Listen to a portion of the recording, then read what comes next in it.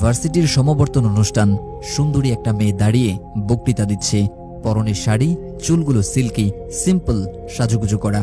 Concluding এ সে বলেছিল, আজকের এই আমি পুরোটাই আমার বাবার অবদান। বাবা না থাকলে এতদূর আসতে পারতাম না আমি কোনোদিন। He is the real hero of my life. উপস্থিত সকলের হাততালিতে মুখর হয়ে উঠল হলরুম। কিন্তু আমার ঠিক বুঝে আসলো না এতগুলো শিক্ষিত মানুষের বিবেক একই সাথে কিভাবে লোপ পেল। শোরুমে সময়ের আপডেট ভার্সন মোটরসাইকেলের সামনে ইয়া বড় চাবি হাতে ছবি তুলে একটা ছেলে ক্যাপশনে লিখল, thank you Baba, you are my superhero. এই ছেলেকেই কেউ একজন কমেন্টে অপ্রাসঙ্গিক প্রশ্ন করে বসল, তুমি কি কোরআন পড়তে জানো? আজকাল দেখি খেলোয়াড় মেয়ে, গিটারিস্ট ছেলে, অভিনেতা অভিনেত্রী, নৃত্যশিল্পী, বিজাতীয় সংস্কৃতির ধারক কিংবা সমাজের চোখে নানাভাবে সফল অনেকেই পুরো ক্রেডিট বাবার দিকে দিয়ে দেয়। সাক্ষাৎকারে বলে,